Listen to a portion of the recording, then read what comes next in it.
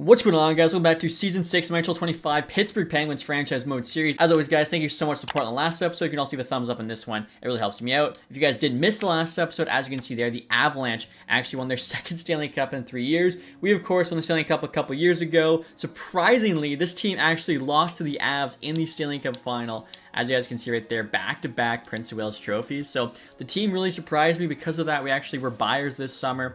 Went out and signed Nikita Kucherov. As you guys can see here, definitely a new-look Penguins team. We got DeBrincat, Demidov, Keller on that first line. Kucherov, Desnoyers, and Kakko on the second. McGroarty there on the third with Crosby and Elian. And then O'Reilly, Murta, and Joshua on the fourth, which I think is actually not bad. Defensively here, Quinn Hughes leading the way as our number one. Paired up with Hensler, Carlos, Sandy Pelech on the second. Gustin, Brunik there on the bottom. Goaltending-wise, of course, we've got Ivan Kovic starting. Akhtiamov backing him up. And now look at the power play here. I feel like power play 1 looking pretty nasty. Power play 2 as well, honestly, isn't too bad. I think this is the first time in this series Crosby's actually demoted to power play 2, but the guy's 42 years old. I think, you know, it's pretty reasonable at this point. PK wise as well, like Kakko I think's got 90D awareness. Murta here, fourth line center, but 90D awareness as well, so I'm really hoping he can be a big shutdown guy for us. I think the rest of the PKs are fine. With the three-mans, we don't get great chemistry. -2, -1, -3, so hopefully don't have too many of those situations. Now, in terms of the AHL team here, guys, Offman, Lombardi, Maggio, all 80 plus, former OHL All-Stars. That's a sick first line. Second line as well, you got the Griva twins. Panto Pita here, already 80 overall. I think he'll get called to NHL very soon, maybe even next season. Tanner Howe, of course, still trying to break through the NHL. Defensively here, we got a lot of guys in the high 70s, so again, you know, maybe if someone can make the jump would help us out. Lennox as well as AHL starter, 81 overall, so AHL team hoping for big things. Last year they actually did make the playoffs for once, so I'm really hoping they can do that again. Also, too, guys, last episode I asked you who should be the other alternate captain after Evgeny Malkin retired, and everyone seemed to think McGroarty deserves it. He's actually, you know, the longest Penguin on this team apart from Sidney Crosby, and I think that makes a lot of sense. Obviously, Quinn came in as the captain of the Canucks, best player on the team, but McGroarty's been here the longest. You know, maybe he's learned from Sid how to be a leader, so I do like that. Now, before we get started here, guys, with the sim, I'll show our ratings. I'll probably ask, you know, Quinn Hughes to win the Norris again, all that good stuff. But in terms of ratings here, guys, we got 93 offense, 88 defense, 92 goaltending. Let's see how this team does. Also, too, guys, want to take a look at contract extension. So Kucherov signed a 1 year. We can't extend him. Kakko we could extend now. He's on a pretty good deal, 5.5. 7.5 at this point for an 88 overall player is honestly not bad. We're going to have almost $25 million extension. He's on the second power play, top PK. We'll try 7 million, 50% no trade. He says no, we'll have to have a conversation and, you know, trying him to accept. Also, Desnoyers here needs an extension. He's high rated 87. Hasn't really proved much yet. Wants a 4-year deal. We only need him for 2 more years. Which point the price isn't really much better. Let's see if we take 555. I think that's pretty fair. Crosby here, obviously, who signed the 1 year, accidentally messed up the contract. We'll see whether or not he actually retires or chooses to come back. Augustin's down to an 80. We got a lot of guys high 70s. Yeah, 1.7. He's definitely replaceable. Murta, I'd really like to be our fourth line center. 1.5. I'd like him for 2. It actually still has max value, and his price comes down. Let's try 1.4 for 2 years. Should say yes. And then goaltending, Ivan Kovic, what is he going to want? That's actually really reasonable for 89 overall goalie. 2 years. Okay. Try 675 here for 2 years. I think if he says yes to that, that's way cheaper than I expect him to take, especially since, you know, he should just keep getting better. And also, DePita here, I mentioned, could make the jump to NHL next year, so I want to get him locked up cheap. 2 years. And I'll pay him just over $1 million. Hopefully he says yes. And there we go, guys. Murtaugh said yes. We got our fourth line center under contract for the rest of the series. Kakko as well said yes. Okay, so there we go. Ivan Kovic, like I said, way cheaper than I expected. Desnoyers there. DePita as well. Okay, so I think every single person we made an offer on said yes. That's awesome. And this is interesting, guys. Matt Dunn was on waivers. I'm going to assume he's not really good anymore. Yeah, he's down to a 79.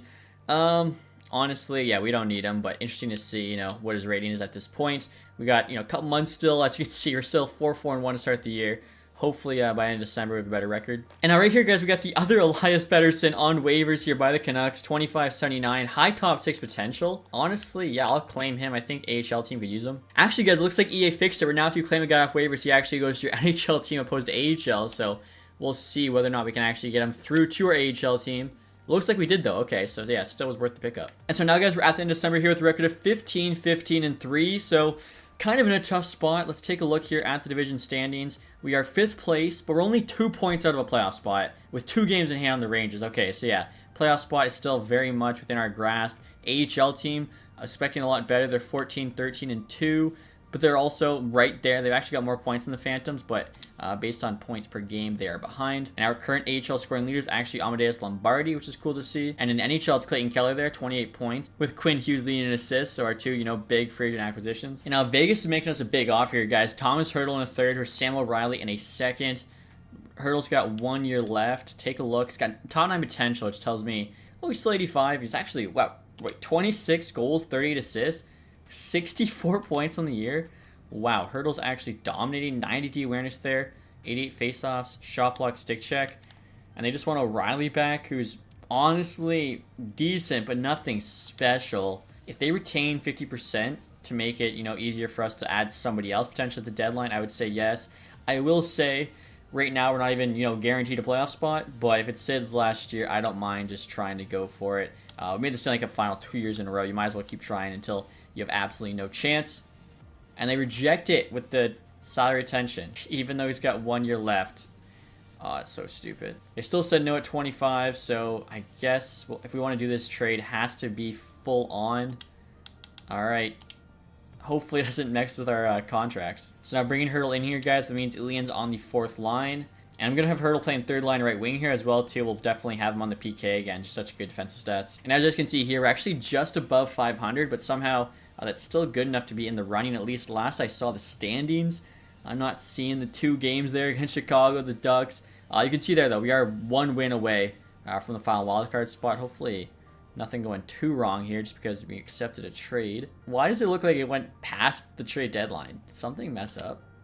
Oh, no, okay. We are now at the trade deadline. That was weird, guys. We actually won 3 of the last 4, and we are, let's see, 1 point back of the final wild card. Senators there have it with 65. We're at 64, same amount of games. Canadians are tied with us. Lightning are only 1 back of us.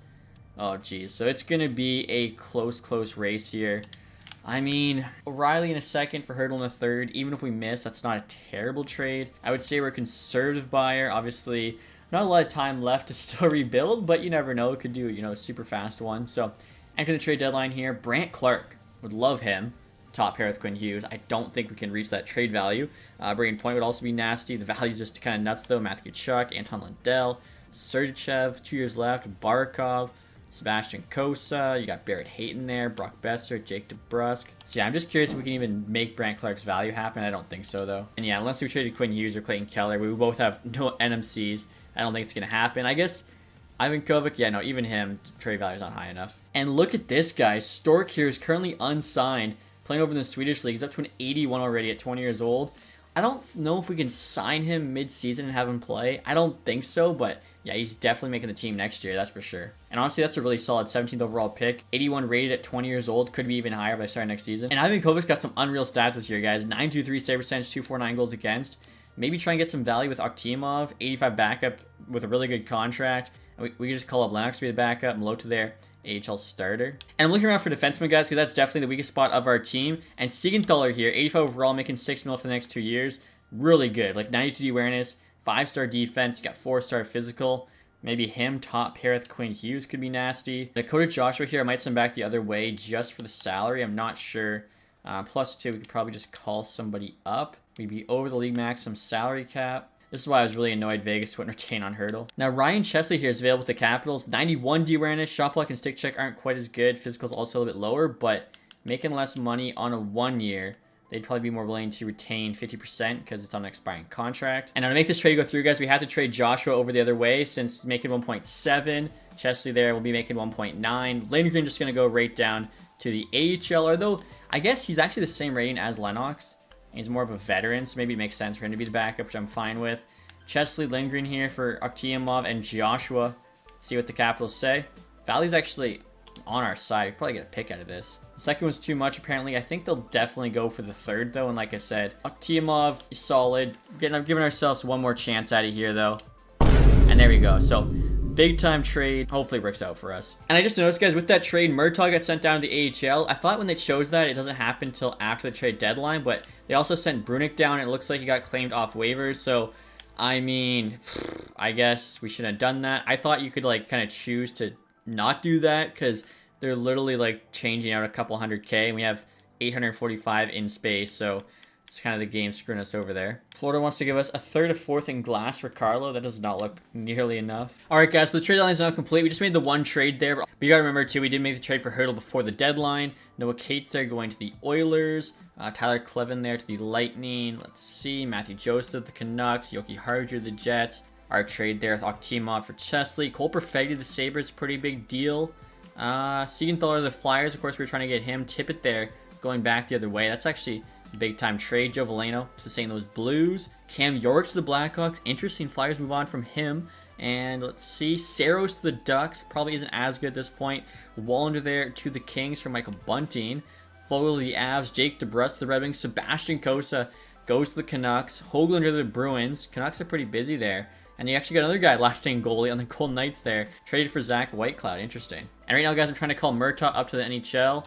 Hopefully, Magic here does not get claimed. He did not. And now Offman here, I think, is just going to be stuck on the fourth line because he's an 82. There's no way he doesn't get claimed. So that's the trade deadline, guys. Here's an updated look at the team. Top 6 is still the same, although we've actually added some X factors. Desnoyers now has Ankle Breaker, Tape to Tape, and Relentless. And then Capo Caco here actually added Yoink, Shutdown, Unstoppable Force. Third line, you got McGrody there playing with Crosby and Hurdle still. Fourth line's now Elian, Murtaugh, and Offman. Hopefully, even though they're a bit more skilled, it works out okay. Defensively here, Hughes and Henslers on our top pair, Carlos Sandin Pellica second, with Gustin Chesley on the bottom. So defense definitely added a bit more needed depth. Also, too, I noticed Henslers down 85. If you guys remember, we kind of played hardball with him. I got him locked up 1 year, 2.6. He's definitely going to want to get paid, so might have to, make some tough decisions this summer. Ivan Kovic there is obviously not our full-fledged starter with Lindgren backing him up. It's only an 81. And then in terms of the AHL team, Dopita there took Offman's spot on the first line. Howes on the second there at the Grieva Twins. And I mean, overall, it's still fine, like high 70s there for the offense and the defense. And I don't think I showed this, guys, but at the trade deadline, Thomas Hurdle is actually our leading scorer, 70 points. Obviously, most of those points were with Vegas Golden Knights, but pretty crazy. Like, what a year he was having. 29 goals there, 41 assists. If you can keep that up with us, like, that'd be huge. Again, we're right there on a cusp of a playoff spot. We are 1 point back the Sens. Let's see if we can get in.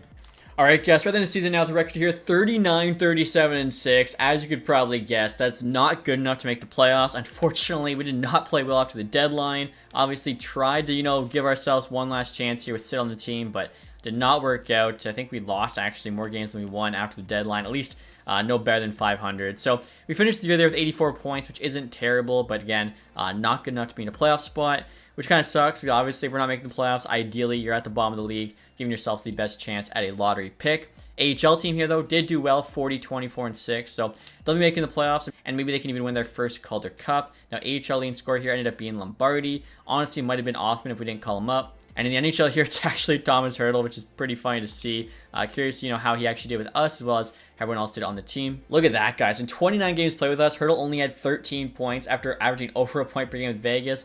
Obviously, he was playing third line for us. I'm sure he was top 6 with the Vegas Golden Knights. After that, wow, down year in terms of the scoring. Kucherov, 63.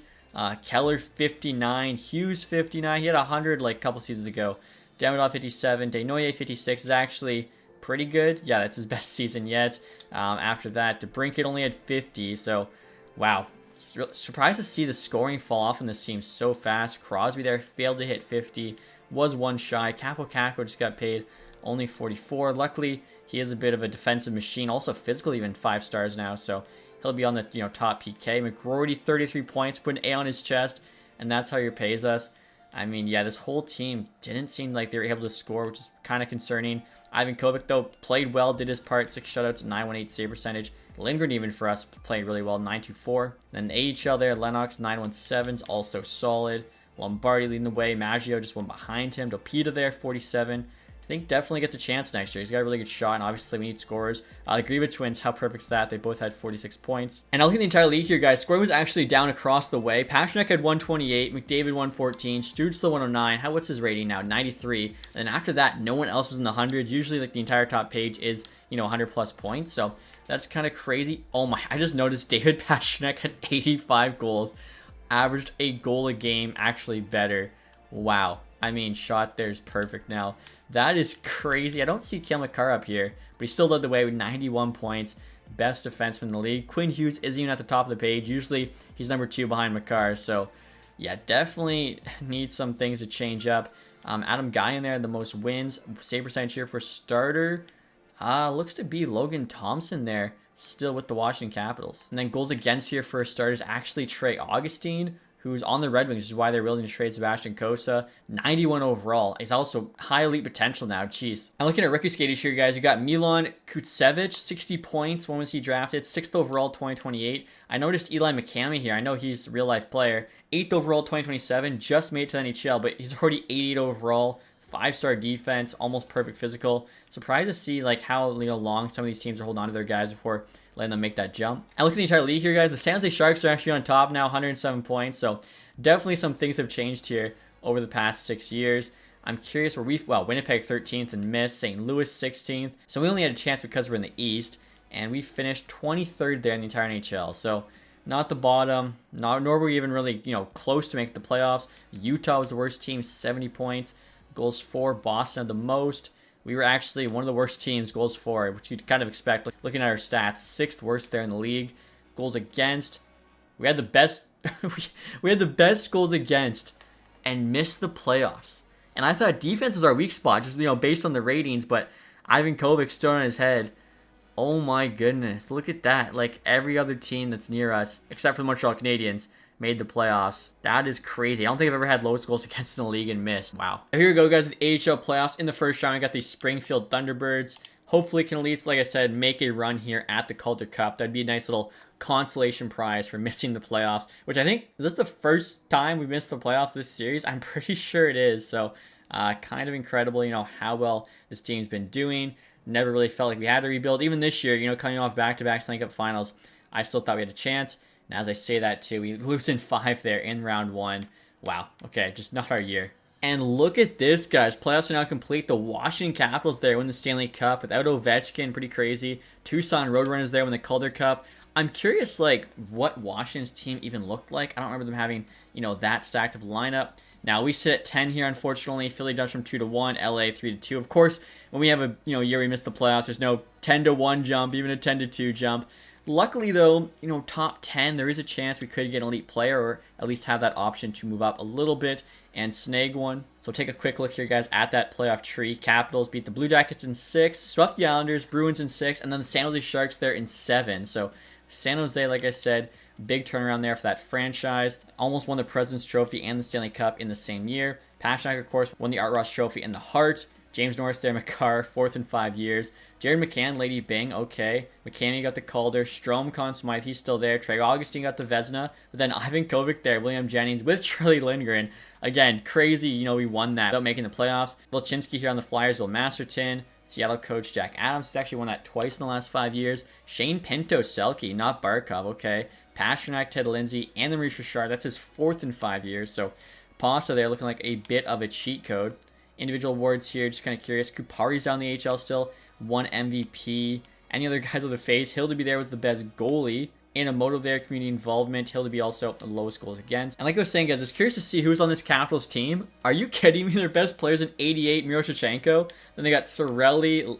Their top 3 players are 88, 86, 87. What? Their top defenseman's Chikrin in 85. This team won the Stanley Cup. And then in goal, they got Logan Thompson. Actually, with Akhtiamov, that's right. Literally traded him to the Stanley Cup winning team. Did he start in the playoffs, or was it Logan? I think he did. 24 games played. I want to say those are playoff numbers. Never mind. Okay, no, he only played 1 game. That was his regular season numbers, I guess. But compare that team to ours. We got the much better goaltender. And then, come on. Literally, our 4th, 5th, 6th forwards are equal to their top 3. That's crazy. And now time for retired players here, guys. Does Crosby keep going? No, he does not. There we go. 42 years old. He finally missed the playoffs. Doesn't even hit 50 points. He's like, you know what? That's enough for me. I respect it, though. Back-to-back cups. He was thinking maybe I can make a 3rd straight. Cement his legacy even more. 2,000 points there in 1,764 games played. And look at that. With him, too, a couple of the first overall picks. Patty Kane and John Tavares all retire as well. Eric Carlson, former player of ours, just now retiring.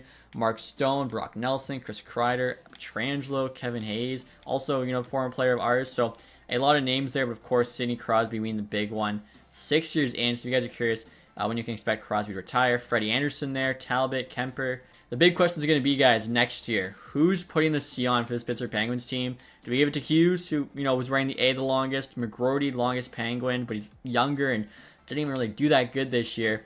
I'm not sure. So we will get to the draft. Again, need to make a splash here. Need to make something happen. This is our second last draft. Hopefully there's some good players here in the top 10. All right, so no franchise guy. You got 5 medium elites at the top. Very standard. You got one at 8, though. Pat Benedon. And then the next 2, good chance to be elite. NHL ready for Likens there. Swift here. Also NHL ready. So yeah, we should be able to get a medium elite player there with our pick, which is huge. Gems, low elite. I mean, honestly, in the second, not great. Yeah, a lot of these guys are not good value, except for Schroeder there, 200 low elite. That's good. And then looking for guaranteed medium elites, Claremont here, goalie. Gonna go late second round. Should be able to snag him. Defenseman from Russia. That's like a 4th round pick. Another goalie there, 152. Okay, scouts popping off here. And like I said, Likens or Swift, one of those should be available. And I think, you know, fingers crossed, they'll be an elite player. So you might get lucky here. You also got a guaranteed low elite at 230, Cavallo. So I guess first things first, guys, we're going to sim to our pick. Hopefully there's somebody there. Likens, wow, he's actually top 6, but 80 overall. Benedon there, 82 medium elite. Oh my goodness. Okay, so, I mean, hopefully our guy's elite, but he's 80 medium top 6 out of the draft. That's not even bad. Boro, terrible pick by the Ducks. Tagley as well. Wow, Devils and Ducks kind of messed up. Then you got elite, yeah, I mean, for the top 5, and they're all low 80s. So, hopefully our guy who is left for us, Swift here, please be elite. Justice Swift. He's either a medium elite or medium top 6, but he should be high rated. And he's 80 overall, medium top 6. I mean, I don't mind that at all.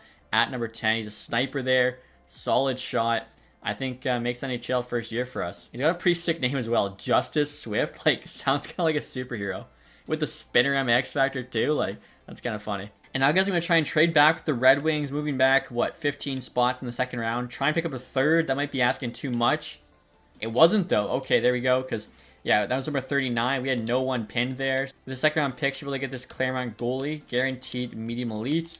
And 61 overall is actually, not bad. And now next year, guys, I'm actually offering up Elian to the Blackhawks. Decent player, but again, we got, like, the guy we just drafted, plus another guy in the AHL coming up. He's a playmaker. I think, like, we have more playmakers than snipers, so see if they'll do this. The value is a bit on their side.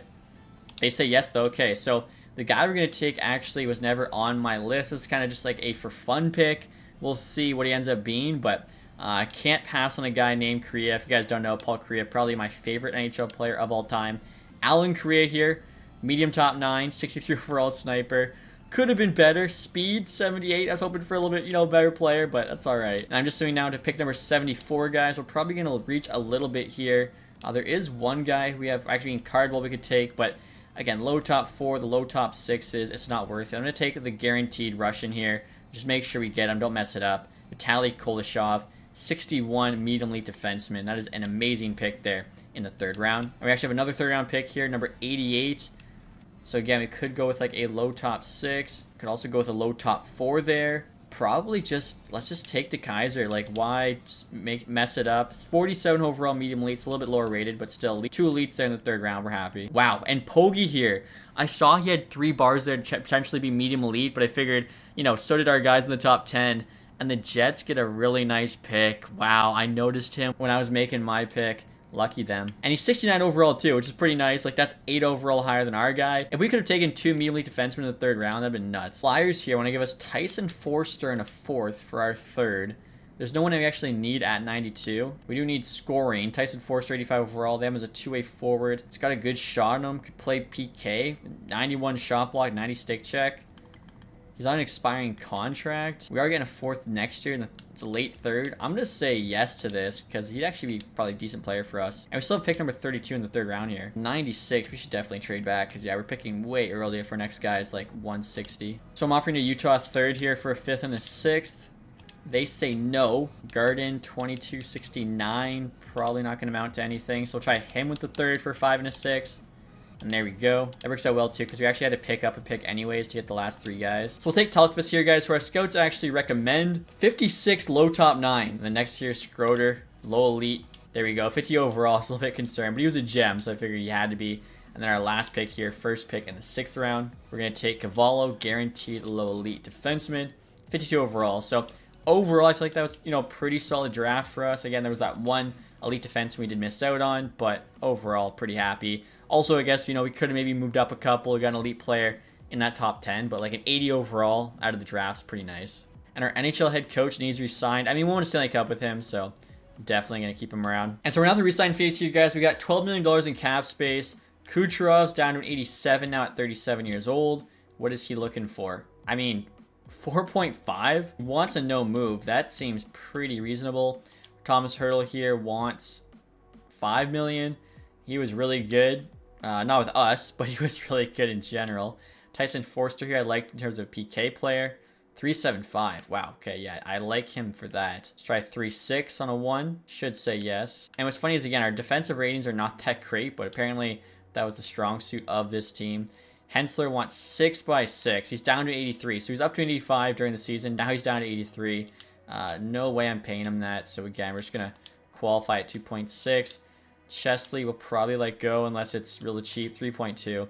Yeah, we got guys coming, like Stork, for instance. We'll sign him. And I'm looking at the AHL players. I'm probably going to bring back both Lombardi and Maggio there to play with Offman on the first on the AHL since they did so well last season. And I think it's probably time the Griva twins are going to get called up. They'll play fourth line. They actually want a bit of money, though. 2 years, 1.2. It's like they knew I was going to call them up. Honestly, they've not made it yet. I could probably qualify them both at 1.1.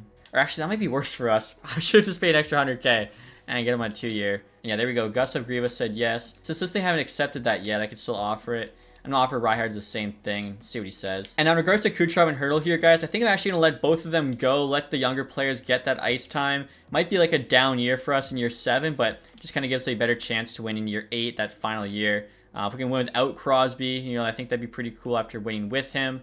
Lindgren there. Needs a contract. Lennox can be the backup. So I think Lindgren will let go. Lota there. And I guess Lazarev at this point, 65 overall. Should be good enough to be the AHL backup, elite potential. And you can see you got 4 of those guys. Just so easy to find them in the draft. Now, Gustin here, we probably let go. He wants 1.4. Honestly, I don't even want to qualify him for 1.3 in case he says yes to that. So yeah, we have to let him go at this point, but we're going to be okay. I think Lundstrom here, low elite, probably play bomb pair Stork. And then we got Hensler, Carlo, Sandin, Pellikka, and Hughes. Now, Pedersen here, I thought maybe AHL #1 guy. Got him off waivers. He wants 1.2 million, though. It's also the amount to qualify him, so again, don't want to pay that. So I'm simulating ahead here, guys, and one thing I just realized, I wonder if the team was low in scoring this year because we accidentally did that thing where we, like, dropped the shot power, I think it was, in exchange for offensive awareness. I feel like that just might make sense. And here we go, guys. Tyson Forster said yes. So again, I think he'll be a nice addition there. Griva as well, so like I said, got some younger players getting a chance this year, which should be good. So I got $9 million in cap space, so if the right free agent's available, we can definitely sign them. Here we go, guys. Time for free agency. Charlie McAvoy.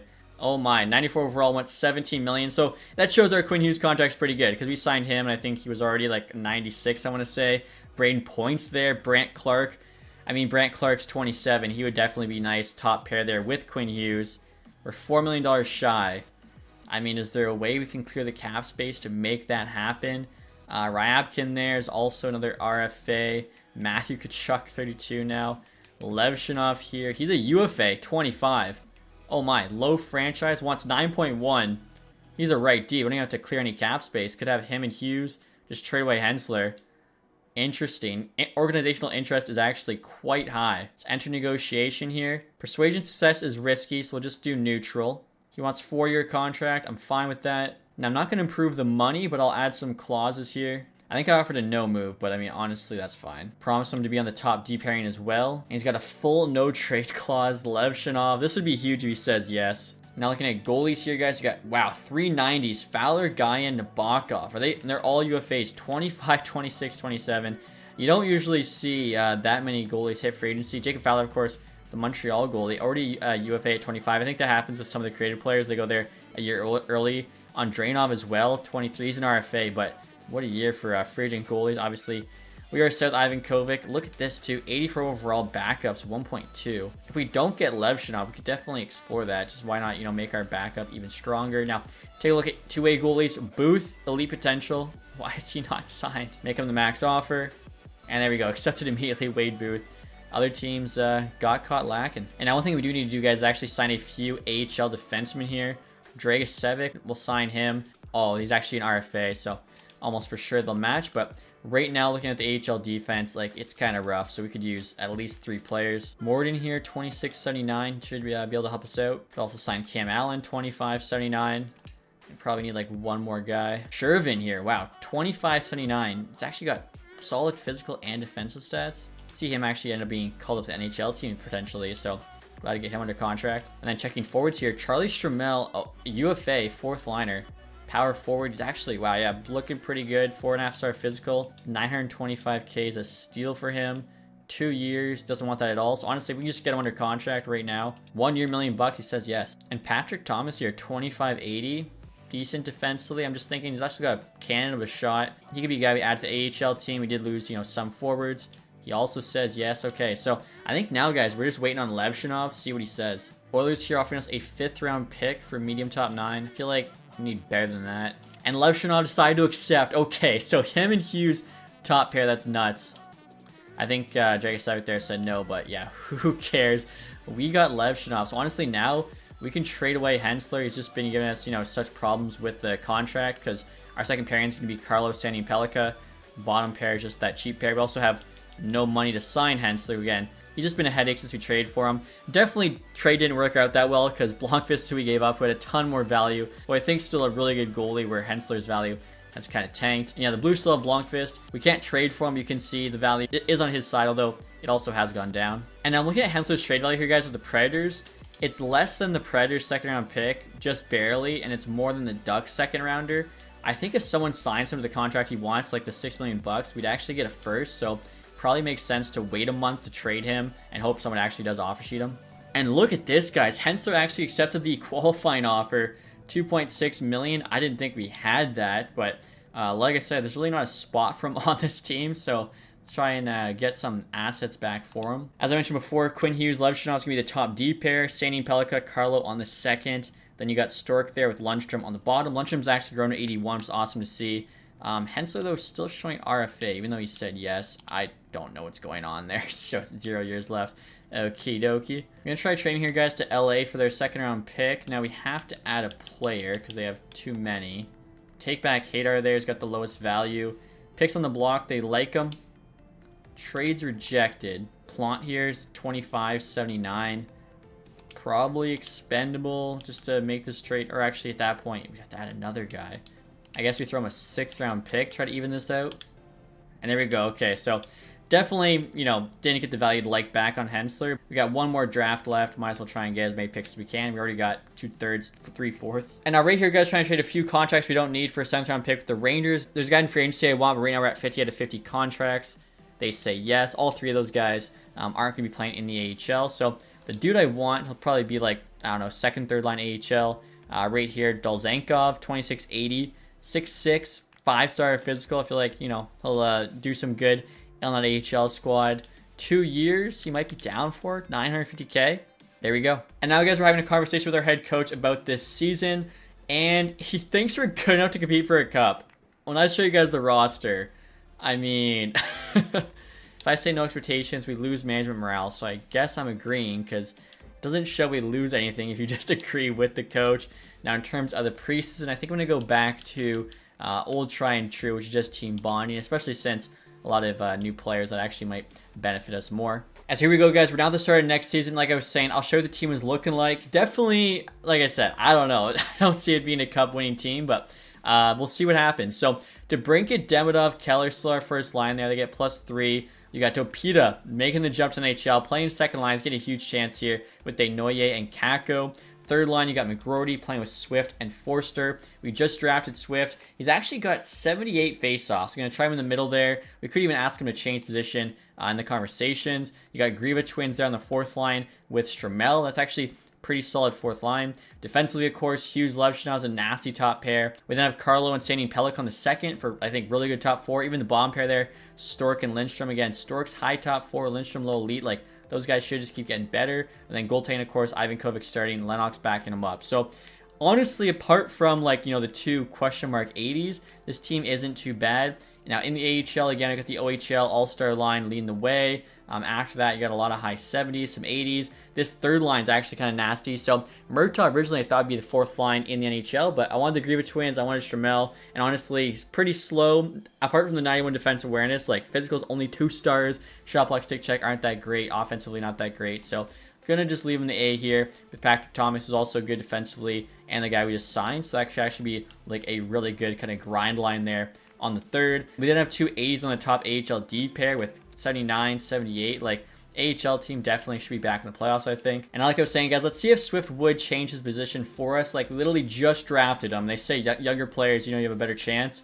I want him to go to center. And he's actually willing to give it a chance. Okay. Now I'm looking to see what the difference is between 1 and 2 months. I don't see anything. Adaptability does not change. So I'm just going to do 2 months. I feel like giving him longer to get it done probably increases the chances, although it doesn't show that. Also, too, guys, I mentioned to you before, with Crosby retiring, we now have to actually name a new captain. So right now I've got 3 A's: McGroarty, Clayton Keller, Quinn Hughes. So our 2 big free agent signings, 2 former captains, and of course, the longest standing Penguin on the team. Let me know what you guys think I should do. Also, too, we could just not name a captain. That's also an option, but let me know in the comments section, too, you guys want to see Ryan the C next season. This will probably be the final captain of this series. Now, in terms of the ratings for next year, you guys can see we've got 3 players there at zone ability, which is awesome to see, all 90 plus, and we've got 89 offense, 95 defense, and 90 goaltending. So last year, you know, we weren't putting up a lot of points. Hopefully those 280s can kind of play better than their rating is. If that's the case, this team should do pretty well. So if you guys enjoyed this one, leave that thumbs up, subscribe if you haven't. Thank you guys so much for watching. Have a nice day.